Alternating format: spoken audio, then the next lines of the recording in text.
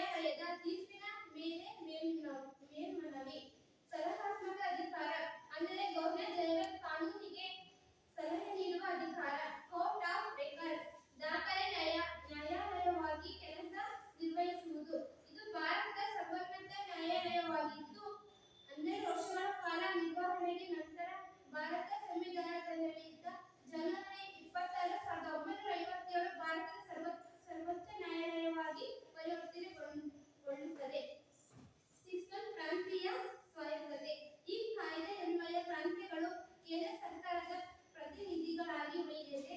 ಸ್ವಾಯತ್ತ ಆಡಳಿತಾತ್ಮಕ ಘಟನೆಗಳಾದವು. ಈ ಕಾಯ್ದೆಯು ಪ್ರಾಂತೀಯ ಸ್ವಾಯತ್ತತೆಯನ್ನು ಪ್ರಚುರಪಡಿಸಿತು. ಇದನ್ನು 11 ಪ್ರಾಂತ್ಯಗಳಲ್ಲಿ ಎಂದರೆ Madras, Bombay, Bengal, the United province, Punjab, Bihar ಮತ್ತು ಸೆಂಟ್ರಲ್ ಪ್ರಾವಿನ್ಸಸ್ ಜಾರಿಗೊಳಿಸಲಾಯಿತು. ಸೈಮನ್ ಆಯೋಗವು 1929ರಲ್ಲಿ ಆಶ್ವಾಸನೆ ನೀಡಿದಂತೆ ಈ ಕಾಯ್ದೆ ಅನ್ವಯ ಬ್ರಿಟಿಷ್ ಸರ್ಕಾರ ಭಾರತಕ್ಕೆ ಡೊಮಿನಿಯನ್ ಸ್ಥಾನಮಾನ ನೀಡಲಿಲ್ಲ. ದೇಶೀಯ ಸಂಸ್ಥಾನಗಳ ಆಳ್ವಿಕೆಯ ಮೇಲಿನಕ್ಕೆ ವಿರೋಧ ವ್ಯಕ್ತವಾದುದರಿಂದ ಭಾರತ ಸಂಯುಕ್ತ ವ್ಯವಸ್ಥೆಯ ಸ್ಥಾಪನೆ ಉದ್ದೇಶ ಕಾರ್ಯಗತಕ್ಕೆ ತರಲಾಗಲಿಲ್ಲ. ಪ್ರಾಂತ್ಯಗಳ ಮಟ್ಟದಲ್ಲಿ ಅನುಷ್ಠಾನಕ್ಕೆ ತಂದ ಪ್ರಾಂತೀಯ ಸ್ವಾಯತ್ತತೆ ಕನಿಷ್ಠ ಪ್ರಮಾಣದಲ್ಲಿತ್ತು, ಏಕೆಂದರೆ ಕೇಂದ್ರ ಸರ್ಕಾರ ಮತ್ತು ಪ್ರಾಂತೀಯ ಗವರ್ನರ್ಗಳ ಮಹತ್ವವಾದ ಕಾರ್ಯಗಳನ್ನು ತಾವೇ ಉಳಿಸಿಕೊಂಡು ಪ್ರಾಂತ್ಯಗಳ ಮೇಲೆ ನಿಯಂತ್ರಣ ಹೊಂದಿದ್ದರು. ಅಂದರೆ ಪ್ರಾಂತ್ಯಗಳ ಮೇಲೆ ಬ್ರಿಟಿಷ್ ಪ್ರಭುತ್ವ ಇತ್ತು. ಮುಗಿತು.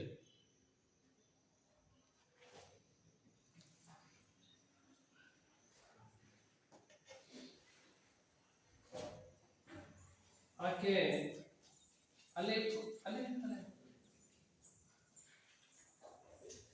ಆ ಹುಡುಗಿ ತನಗೆ ತಿಳಿದಷ್ಟು ಮತ್ತು ಹೆಚ್ಚು ಪ್ರಯತ್ನವನ್ನು ಪಟ್ಟು ಮೊದಲನೆಯ ಚಾಪ್ಟರ್ನಲ್ಲಿ ಬರ್ತಕ್ಕಂಥ 1935ರ ಭಾರತ ಸರ್ಕಾರ ಕಾಯ್ದೆಯನ್ನು ನಿಮ್ಮ ಮುಂದೆ ಪ್ರಚುರಪಡಿಸಿದ್ದಾಳೆ. ಈಗ ನಿಮಗೆ ಯಾರಿಗಾದ್ರೂ ಡೌಟ್ ಇದ್ರೆ ಆಕೆಯನ್ನ ಪ್ರಶ್ನೆಯನ್ನ ಕೇಳಿ. ಆಕೆಯ ಪ್ರಶ್ನೆಗೆ ಉತ್ತರವನ್ನ ಬಾಳ ಮಾಡಿ ಕೊಡ್ತಾಳೆ. ಆಕೆ ಉತ್ತರವನ್ನ ಹೇಳಲಾಗದೇ ಇರುವಂತ ಪ್ರಶ್ನೆ ಏನಾದ್ರು ಇದ್ರೆ ಆ ಪ್ರಶ್ನೆಗೆ ಉತ್ತರವನ್ನ ನಾನಿಲ್ಲಿ ಕೊಡ್ಲಿಕ್ಕೆ ಇದ್ದೀನಿ. ಪ್ರಶ್ನೆಯನ್ನ ಕೇಳಬಹುದು ಈ ಕಾಯ್ದೆಗೆ ಸಂಬಂಧಪಟ್ಟಂತೆ.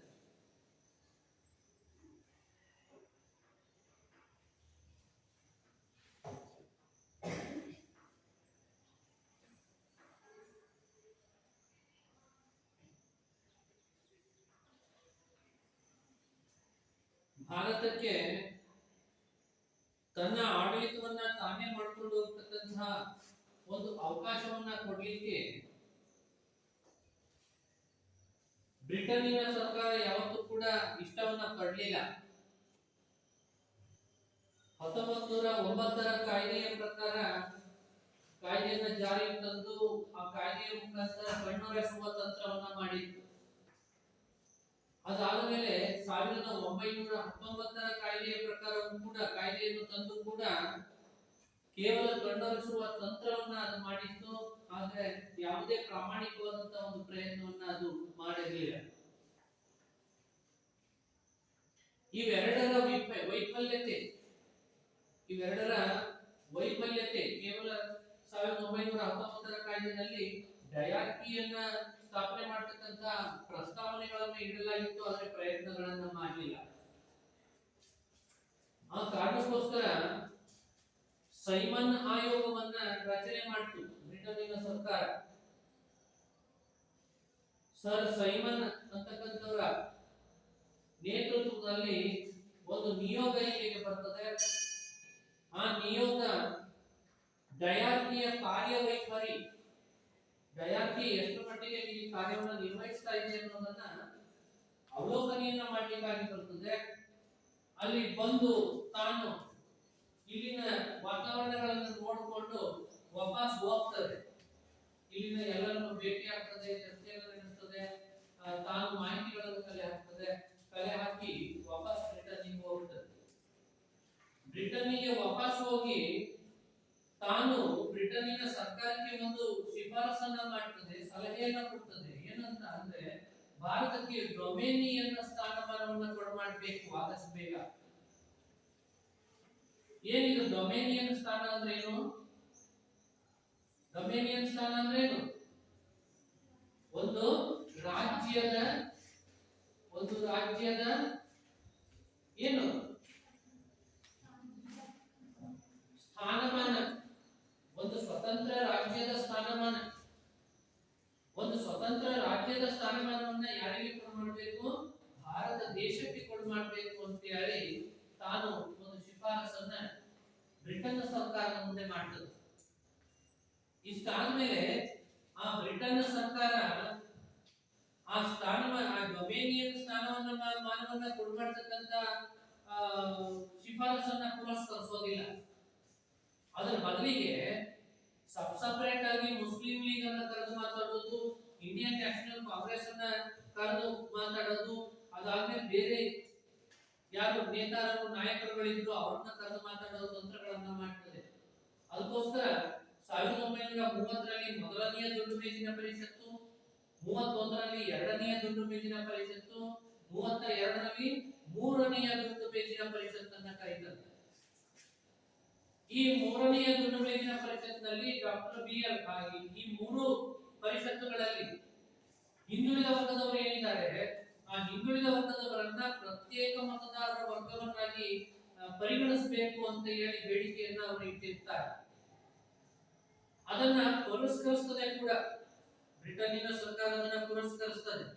ಪುರಸ್ಕರಿಸಿ ಇನ್ನೇನು ಶ್ವೇತಪತ್ರವನ್ನು ಹೊರಡಿಸಬೇಕು ಅನ್ನೋ ಸುಮಾರಿಗೆ ಮಹಾತ್ಮ ಗಾಂಧೀಜಿ ಏನ್ ಮಾಡ್ತಾರೆ, ಈ ಹಿಂದುಳಿದ ವರ್ಗದವರನ್ನ, ಪರಿಶಿಷ್ಟ ಜಾತಿ ಪರಿಶಿಷ್ಟ ಪಂಗಡಕ್ಕೆ ಸೇರಿರ್ತಕ್ಕಂಥವರನ್ನ ಪ್ರತ್ಯೇಕ ಮತದಾರರ ವರ್ಗವನ್ನಾಗಿ ಪರಿಗಣಿಸಬಾರದು, ಪ್ರಜೆಗಳು ಅಂದ ಮೇಲೆ ಭಾರತದ ಪ್ರಜೆಗಳೆಲ್ಲರಿಗೂ ಕೂಡ ಏಕ ರೀತಿಯ ಪ್ರಜಾ ಹುದ್ದೆಯನ್ನು ನೀಡಬೇಕು, ಆ ಸ್ಥಾನಮಾನಗಳನ್ನು ಕೊಡಬೇಕು. ಅದರಲ್ಲಿಯೇ ಪರಿಶಿಷ್ಟ ಜಾತಿಯ ಪ್ರಜೆಗಳು, ಪರಿಶಿಷ್ಟ ಜಾತಿಯ ಪರಿಶಿಷ್ಟ ಪಂಗಡದ ಹಿಂದುಳಿದ ಗಿರಿಜನ ಹರಿಜನ ಪ್ರಜೆಗಳು, ಮುಸಲ್ಮಾನರು ಮುಸಲ್ಮಾನ ಪ್ರಜೆಗಳು, ಈ ರೀತಿ ಯಾವುದೇ ಡಿಫ್ರೆನ್ಸಿಯೇಷನ್ ಇರಬಾರ್ದು, ಅಂದ್ರೆ ಪ್ರತ್ಯೇಕತೆ ಇರಬಾರ್ದು ಅಂತ ಹೇಳಿ ಮಹಾತ್ಮ ಗಾಂಧೀಜಿಯವರು ಹೇಳ್ತಾರೆ. ಆದ್ರೆ ಮಹಾತ್ಮ ಗಾಂಧೀಜಿಯವರ ಮಾತುಗಳಿಗೆ ಯಾವುದೇ ಕಿಮ್ಮತ್ತು ಸಿಗೋದಿಲ್ಲ, ಬೆಲೆ ಸಿಗೋದಿಲ್ಲ. ಆ ಸಂದರ್ಭದಲ್ಲಿ ಮಹಾತ್ಮ ಗಾಂಧೀಜಿ ಏನ್ ಮಾಡ್ತಾರೆ, ಪೂನಾದ ಬಳಿ ಅವ್ರು ಏನ್ ಮಾಡ್ತಾರೆ, ಒಂದು ಉಪವಾಸ ಸತ್ಯಾಗ್ರಹಕ್ಕೆ ಕೂತ್ಕೊಳ್ತಾರೆ. ಈ ಸಂದರ್ಭದಲ್ಲಿ ಭಾರತೀಯ ರಾಷ್ಟ್ರೀಯ ಕಾಂಗ್ರೆಸ್ನ ಒಂದಿಷ್ಟು ಧುರೀಣರು, ಮುಸ್ಲಿಂ ಲೀಗ್ನ ಒಂದಿಷ್ಟು ಧುರೀಣರು ಎಲ್ಲರೂ ಕೂಡ ಸೇರ್ಕೊಂಡು ಮಹಾತ್ಮ ಗಾಂಧೀಜಿಯವರನ್ನು ಮತ್ತು ಡಾಕ್ಟರ್ ಬಿ.ಆರ್. ಅಂಬೇಡ್ಕರ್ ಅವರನ್ನು ಎದುರಿಗೆ ಕೂರಿಸಿಕೊಂಡು ಒಂದು ಚರ್ಚೆಯನ್ನ ಮಾಡ್ತಾರೆ. ಆ ಚರ್ಚೆನಲ್ಲಿ ಪ್ರತ್ಯೇಕ ಮತದಾರರ ವರ್ಗದ ಬೇಡಿಕೆ ಬೇಡ, ಬೇಕಾದ್ರೆ ಹಿಂದುಳಿದ ವರ್ಗದವರಿಗೆ ಶಾಸನ ಸಭೆಗಳಲ್ಲಿ ಮೀಸಲಾತಿಯನ್ನು ಕಲ್ಪಿಸಿಕೊಡೋಣ ಅನ್ನುವ ಒಂದು ತೀರ್ಮಾನಕ್ಕೆ ಬರಲಾಗ್ತದೆ. ಈ ಒಪ್ಪಂದವನ್ನ ಪೂನಾ ಪಟ್ಟಣದ ಬಳಿ ನಡೆದಂತ ಒಂದು ಒಪ್ಪಂದ ಆಗಿದ್ದರಿಂದ ಪೂನಾ ಒಪ್ಪಂದ ಅಥವಾ ಪೂನಾ ಪ್ಯಾಕ್ಟ್ ಅಂತ ಹೇಳಿ ಕರೆಯಲಾಗ್ತದೆ.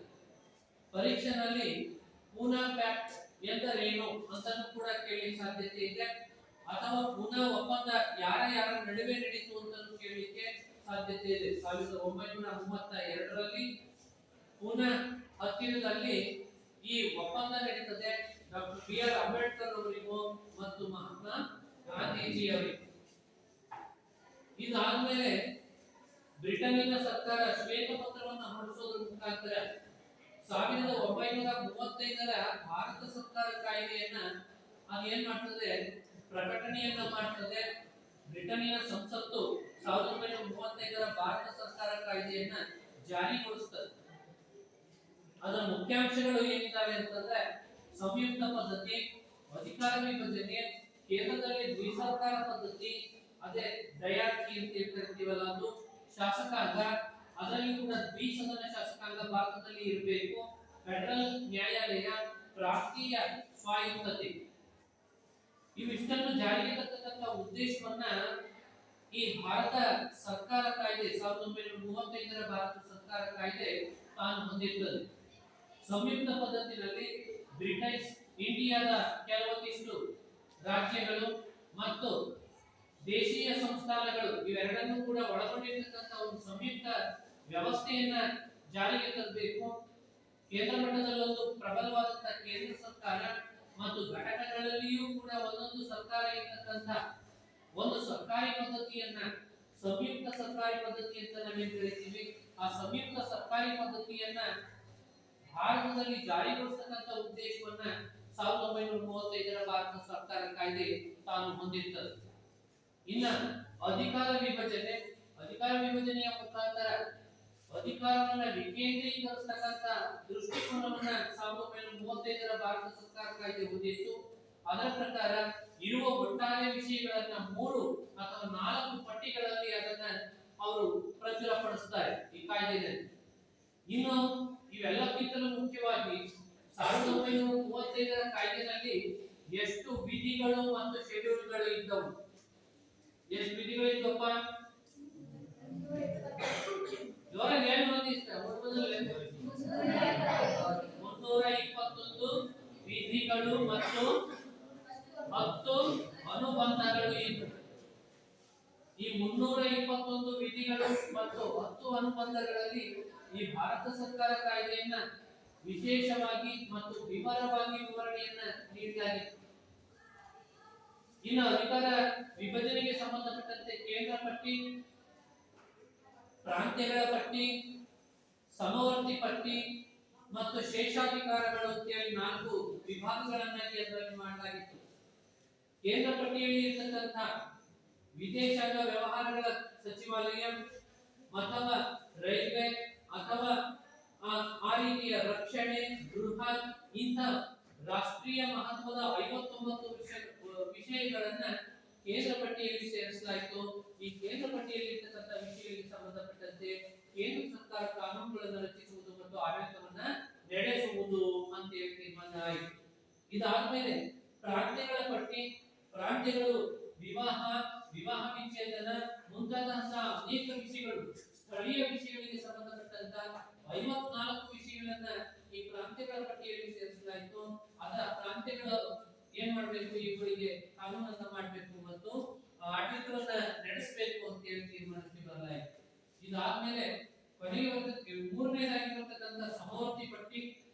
ಈ ಸಮವರ್ತಿ ಪಟ್ಟಿಯಲ್ಲಿ ವಿಮೆ ಮುಂತಾದಂತ ವಿವಾಹ ವಿಚ್ಛೇದನ, ವಾರಸುದಾರಿಕೆ ಇಂಥ ಜೀವನಾಂಶದ ವಿಷಯಗಳು ಇಂಥವುಗಳು ಸಮವರ್ತಿ ಪಟ್ಟಿನಲ್ಲಿ ಬರ್ತಕ್ಕಂಥ ವಿಷಯಗಳಾಗಿದ್ವು.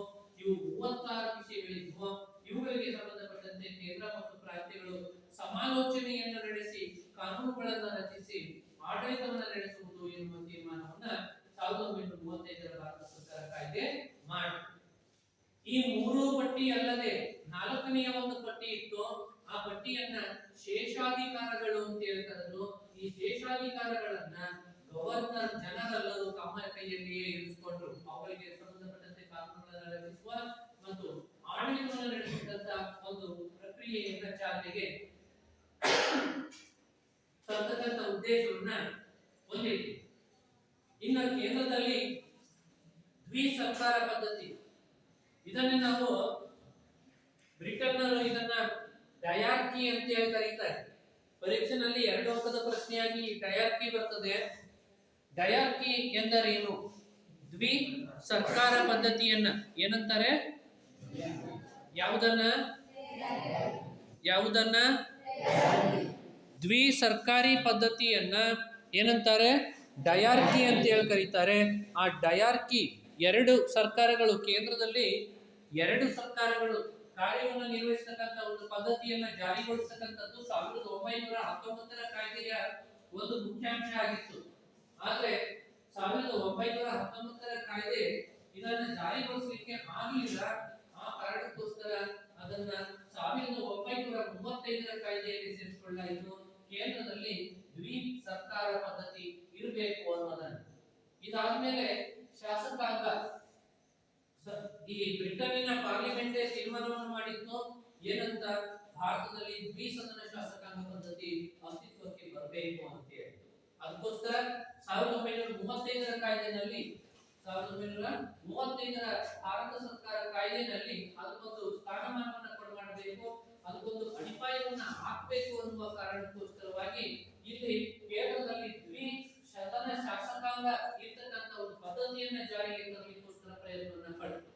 ಅದರ ಪ್ರಕಾರ ಮೇಲ್ಮನೆಯನ್ನಾಗಿ ಕೌನ್ಸಿಲ್ ಆಫ್ ಸ್ಟೇಟ್, ಇದರಲ್ಲಿ 250 ಜನ ಸದಸ್ಯರಿದ್ರು. ಇನ್ನ ಫೆಡರಲ್ ಅಸೆಂಬ್ಲಿನಲ್ಲಿ 375 ಜನ ಸದಸ್ಯರು ಇರುವಂತಹ ಒಂದು ವ್ಯವಸ್ಥೆಯನ್ನು ಮಾಡಿ ದ್ವಿಸದನ ಶಾಸಕಾಂಗ ಪದ್ಧತಿಯನ್ನು ಭಾರತದಲ್ಲಿ ಅಳವಡಿಕೆ ಮಾಡಿಕೊಳ್ಬೇಕು ಅಂತಕ್ಕಂಥ ಒಂದು ಘೋಷಣೆಯನ್ನ ಇಲ್ಲಿ ಮಾಡಲಾಗಿದೆ. ಇದಾದ್ಮೇಲೆ ಭಾರತದಲ್ಲಿ ನ್ಯಾಯಾಂಗ ಪದ್ಧತಿ ಅಷ್ಟೊಂದು ಸರಿಯಾಗಿ ಇರಲಿಲ್ಲ. ಇಂಥ ಫೆಡರಲ್ ವ್ಯವಸ್ಥೆಗೆ ನಮಗೆ ಫೆಡರಲ್ ನ್ಯಾಯಾಂಗವೇ ಬೇಕಾಗಿತ್ತು. ಅಂತ ಒಂದು ಫೆಡರಲ್ ನ್ಯಾಯಾಂಗವನ್ನ, ಅಂತ ಒಂದು ಫೆಡರಲ್ ನ್ಯಾಯಾಂಗವನ್ನ ಸ್ಥಾಪನೆ ಮಾಡತಕ್ಕಂತ ಉದ್ದೇಶವನ್ನ ಸದಾ ಕಾಲವೂ ಕೂಡ ಹೊಂದಿದ್ವಿ. ಆದ್ರೆ ಯಾವಾಗಲೂ ಕೂಡ ಅದು ಸಫಲ ಆಗಿರಲಿಲ್ಲ. 1935ರ ಕಾಯ್ದೆ ಅದಕ್ಕೆ ಒಂದು ಅಧಿಕೃತವಾದಂತ ಮೊಹರನ್ನ ಮುದ್ರೆಯನ್ನ ಹೊಂದಿತು. ಅದರ ಪ್ರಕಾರ ಈ ಕಾಯ್ದೆಯ ಪ್ರಕಾರ ಭಾರತದಲ್ಲಿ ಫೆಡರಲ್ ನ್ಯಾಯಾಲಯದ ಸ್ಥಾಪನೆ ಆಗಬೇಕು ಎನ್ನುವ ತೀರ್ಮಾನ ಬ್ರಿಟನ್ನಿನ ಪಾರ್ಲಿಮೆಂಟ್ ನಲ್ಲಿ ಆಯಿತು. ಅದರ ಪ್ರಕಾರ 1935ರಲ್ಲಿಯೇ ಈ ಕಾಯ್ದೆ ಬಂದರೂ 1937ನೇ ಇಸ್ವಿನಲ್ಲಿ ದೆಹಲಿನಲ್ಲಿ ಫೆಡರಲ್ ನ್ಯಾಯಾಲಯವನ್ನ ಮೊಟ್ಟ ಮೊದಲ ಬಾರಿಗೆ ಫೆಡರಲ್ ನ್ಯಾಯಾಲಯವನ್ನ ದೆಹಲಿನಲ್ಲಿ 1937ರಲ್ಲಿ ಸ್ಥಾಪನೆ ಮಾಡಲಾಯಿತು. ಅದಾದ್ಮೇಲೆ ಈ ಫೆಡರಲ್ ನ್ಯಾಯಾಲಯದ ಒಂದು ಕಾರ್ಯಭಾರವನ್ನ ಕಡಿಮೆ ಮಾಡಲಿಕ್ಕೋಸ್ಕರ ಕೋಲ್ಕತ್ತಾ, ಚೆನ್ನೈ ಮತ್ತು ಮುಂಬೈನಲ್ಲಿ ಈ ನ್ಯಾಯಾಲಯಗಳನ್ನ ಮತ್ತೆ 3 ನ್ಯಾಯಾಲಯಗಳನ್ನ ಸ್ಥಾಪನೆ ಮಾಡಲಾಯಿತು. 1950ನೇ ಇಸ್ವಿವರೆಗೆ ಈ 4 ನ್ಯಾಯಾಲಯಗಳು ಸೇರಿಕೊಂಡು ನ್ಯಾಯ ತೀರ್ಮಾನವನ್ನ ಮಾಡತಕ್ಕಂತ ಕೆಲಸವನ್ನ ಒಂದು ಇಡೀ ಭಾರತದಲ್ಲಿ ಅಂತ ಕೆಲಸಗಳನ್ನ ಮಾಡಿದ್ರು. 1950ನೇ ಇಸ್ವಿ ಜನವರಿ 26ನೇ ತಾರೀಕಿನ ದಿವಸ ಸಂವಿಧಾನವು ಜಾರಿಗೆ ಬಂದ ಕೂಡಲೇ ಇದೇ ದೆಹಲಿಯಲ್ಲಿರ್ತಕ್ಕಂಥ ಫೆಡರಲ್ ನ್ಯಾಯಾಲಯವು ಈಗ ಭಾರತದ ಸರ್ವೋಚ್ಚ ನ್ಯಾಯಾಲಯವಾಗಿ ಪರಿವರ್ತನೆಯನ್ನು ಹೊಂದಿರುತ್ತದೆ. ಅದೇ ಫೆಡರಲ್ ನ್ಯಾಯಾಲಯ ಈಗ ಏನಾಗಿದೆ ಅಂತಂದ್ರೆ ಭಾರತದ ಸರ್ವೋಚ್ಚ ನ್ಯಾಯಾಲಯವಾಗಿ ಪರಿವರ್ತನೆಯನ್ನು ಹೊಂದಿದೆ ಮತ್ತು ಅಸ್ತಿತ್ವದಲ್ಲಿ ಕೂಡ ಇದೆ. ಇನ್ನ ಮುಂಬೈನಲ್ಲಿ ಇದ್ದಂತ ನ್ಯಾಯಾಲಯವು ಅದು ಒಂದು ಫೆಡರಲ್ ನ್ಯಾಯಾಲಯವಾಗಿದ್ದರಿಂದ ಅದು ಈಗ ಹೈಕೋರ್ಟಿನ ಕೆಲಸವನ್ನ ಮಾಡ್ತಾ ಇದೆ. ಚೆನ್ನೈ ಮತ್ತು ಕೋಲ್ಕತ್ತಾದಲ್ಲಿ ಇರತಕ್ಕಂತ ನ್ಯಾಯಾಲಯಗಳು ಕೂಡ ಏನಾಗಿದ್ದಾವೆ, ಅವು ಅತ್ಯಂತ ಪುರಾತನ ಹೈಕೋರ್ಟ್ಗಳಾಗಿ ಇಲ್ಲೂ ಕೂಡ ಕೆಲಸವನ್ನ ಮಾಡ್ತಾ ಇದ್ದಾವೆ. ಇಲ್ಲಿ ಸಲಹಾ ನ್ಯಾಯಾಲಯ ವ್ಯಾಪ್ತಿ, ಮನವಿ ನ್ಯಾಯಾಲಯ ವ್ಯಾಪ್ತಿ ಮತ್ತು ಮೂಲ ನ್ಯಾಯಾಧಿಕರಣ ವ್ಯಾಪ್ತಿ ಮತ್ತು ಇನ್ನಿತರೆ ದಾಖಲೆಗಳ ನ್ಯಾಯಾಲಯ ಈ ಎಲ್ಲಾ ನಿಯಮಗಳನ್ನ ಪಾಲನೆಯನ್ನ ಮಾಡಿಕೊಂಡು ನ್ಯಾಯಾಲಯದ ಪಾವಿತ್ರ್ಯತೆಯನ್ನ ಕಾಪಾಡಿಕೊಂಡು ಭಾರತದಲ್ಲಿ ಸರಿಯಾದ ರೀತಿಯಲ್ಲಿ ನ್ಯಾಯದಾನ ಮಾಡತಕ್ಕಂತ ಕೆಲಸಕ್ಕೆ ಆವತ್ತಿನ ದಿವಸವೇ 1935ರ ಭಾರತ ಸರ್ಕಾರ ಕಾಯ್ದೆಯಲ್ಲಿ ಅದಕ್ಕೆ ಯೋಜನೆಗಳನ್ನ ರೂಪಿಸಲಾಗಿತ್ತು ಅನ್ನೋದನ್ನ ನಾವಿಲ್ಲಿ ಮರೆಯುವಂತಿಲ್ಲ. ಇನ್ನ ಪ್ರಾಂತ್ಯಗಳ ಸ್ವಾಯತ್ತತೆ, ಈ ಪ್ರಾಂತ್ಯಗಳು ಕೂಡ ಸ್ವಾಯತ್ತವಾಗಿ ಜೀವನವನ್ನ ಮಾಡಲಿಕ್ಕೆ ಬೇಕಾಗಿರ್ತಕ್ಕಂಥ ವಾತಾವರಣಗಳನ್ನ ಕಲ್ಪಿಸಿಕೊಳ್ಬೇಕಾಗಿತ್ತು. ಯಾಕೆ ಅಂತಂದ್ರೆ ಆ ಸಂದರ್ಭದಲ್ಲಿ ಒಂದು ಇಡೀ ಭಾರತದ ಅಖಂಡ ಭಾರತದ ಒಂದು ಚಿತ್ರಣ ಹೇಗಿತ್ತು ಅಂತಂದ್ರೆ ಸುಮಾರು 500ಕ್ಕೂ ಹೆಚ್ಚು ಪ್ರಾಂತೀಯ ಸಂಸ್ಥಾನಗಳು ತಲೆ ಎತ್ತಿದೆ. ಈಗ ಇರ್ತಕ್ಕಂಥ ಒಂದು ಭಾರತ ಅವಾಗ 500 ಭಾಗಗಳಲ್ಲಿ ಹರಿದು ಹಂಚಿ ಹೋಗಿತ್ತು. ಆ 500 ಭಾಗಗಳನ್ನ ಹರಿದು ಹಂಚಿ ಹೋಗಿರುವ ಭಾಗಗಳನ್ನ ಏಕೀಕರಣ ಮಾಡುವ ದೃಷ್ಟಿಕೋನವನ್ನ ಇಟ್ಕೊಂಡಿದ್ದಂತ ಏಕೀಕರಣವನ್ನ ಮಾಡತಕ್ಕಂತ ಕೆಲಸಕ್ಕೆ ಸಹಾಯ ಆಯಿತು ಈ ಒಂದು 1935ರ ಕಾಯ್ದೆಯ ಪ್ರಾಂತೀಯ ಸ್ವಾಯತ್ತತೆ ಅನ್ನೋದು ಅಂತ. ಇಷ್ಟು ವಿಷಯಗಳು ಭಾರತ ಸ್ವಾತಂತ್ರ್ಯ ಕಾಯ್ದೆಯಲ್ಲಿ ಬ್ರಿಟನ್ನಿನ ಪಾರ್ಲಿಮೆಂಟ್ ಭಾರತೀಯರಿಗಾಗಿ ನೀಡಿದ ಕೊಡುಗೆಗಳಾಗಿ ಅವತ್ತು ಬಂದಿದೆ. ಆದರೂ ಕೂಡ 1935ರ ಕಾಯ್ದೆ ಭಾರತೀಯ ಸ್ವಾತಂತ್ರ್ಯ ಸಂಗ್ರಾಮದಲ್ಲಿ ಇದ್ದಂತ ಹೋರಾಟಗಾರರನ್ನ, ಚಳುವಳಿದಾರರನ್ನ ತೃಪ್ತಿಪಡಿಸುವಲ್ಲಿ ವಿಫಲವಾಯಿತು. ಭಾರತದ ಸ್ವಾತಂತ್ರ್ಯ ಸಂಗ್ರಾಮದಲ್ಲಿ ಇದ್ದಂತ ಹೋರಾಟಗಾರರಿಗೆ ಏನಾದ್ರು ತೃಪ್ತಿ ಆಯ್ತಾ ಇದರಿಂದ ಅಂತಂದ್ರೆ ತೃಪ್ತಿ ಆಗ್ಲಿಲ್ಲ. ಇನ್ನ ಸಂಯುಕ್ತ ಪದ್ಧತಿಯನ್ನ ನಮ್ಮ ಕೈಲಿ ಮಾಡ್ಲಿಕ್ಕಾಗ್ಲಿಲ್ಲ. ಯಾಕೆಂದ್ರೆ ದೇಶೀಯ ಸಂಸ್ಥಾನಗಳು ಒಗ್ಗೂಡ್ಲಿಕ್ಕೆ ಇಷ್ಟ ಪಡಲಿಲ್ಲ. ಅದಾದ್ಮೇಲೆ ಈ ಕೇಂದ್ರದ ಅಧಿಕಾರದ ವಿಭಜನೆಗೆ ಸಂಬಂಧಪಟ್ಟಂತೆ ನಮಗೆ ವಿಶೇಷವಾದಂತ ಕಾಳಜಿ ಏನಿತ್ತಲ್ಲ, ಮುಖ್ಯವಾಗಿ ಬೇಕಾಗಿರ್ತಕ್ಕಂಥ ವಿಷಯಗಳು ಏನಿದ್ವಲ್ಲ ಅವೆಲ್ಲವೂ ಶೇಷಾಧಿಕಾರಗಳಲ್ಲಿ ಇದ್ವು. ಆ ಶೇಷಾಧಿಕಾರಗಳನ್ನ ಚಲಾಯಿಸತಕ್ಕಂಥ ಅಧಿಕಾರ ಯಾರಿಗೆ ಇತ್ತು? ಗವರ್ನರ್ ಜನರಲ್ಗೆ ಇತ್ತು. ಅಂದ ಮೇಲೆ ನಾವು ಆ ವಿಷಯದಲ್ಲಿ ಏನನ್ನು ಕೂಡ ಮಾತನಾಡಕ್ಕೆ ಬರುವಂತಿರಲಿಲ್ಲ. ಆ ಅಧಿಕಾರಗಳೆಲ್ಲವೂ ಕೂಡ ಮತ್ತು ಬ್ರಿಟನ್ ಸರ್ಕಾರದ ಪರವಾಗಿಯೇ ಇತ್ತು.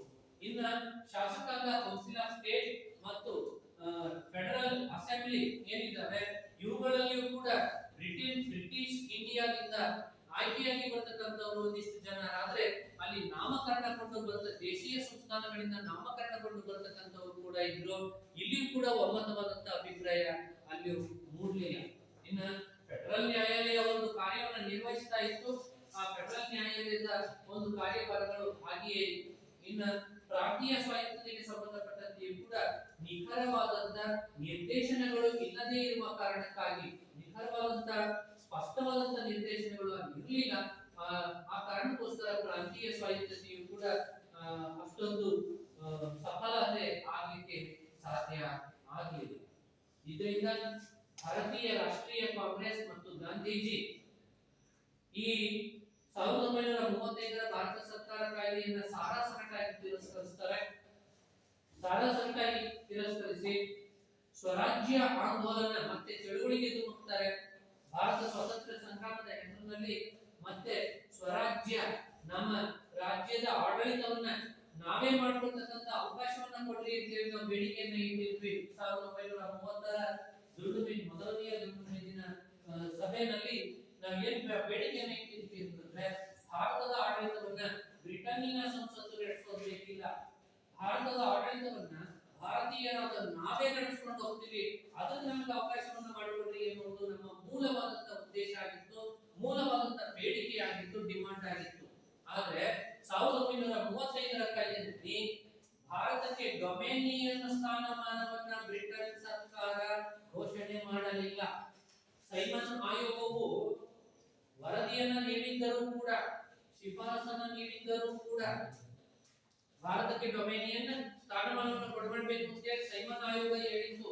ಆ ಸೈಮನ್ ಆಯೋಗದ ಡೊಮೇನಿಯನ್ ಸ್ಥಾನಮಾನವನ್ನು ಕೊಡುವ ವಿಷಯಕ್ಕೆ ಸಂಬಂಧಪಟ್ಟಂತೆ 1935ರ ಕಾಯ್ದೆಯಲ್ಲಿ ಎಲ್ಲಿಯೂ ಯಾವ ಪ್ರಸ್ತಾಪಗಳು ಕೂಡ ಇರಲಿಲ್ಲ.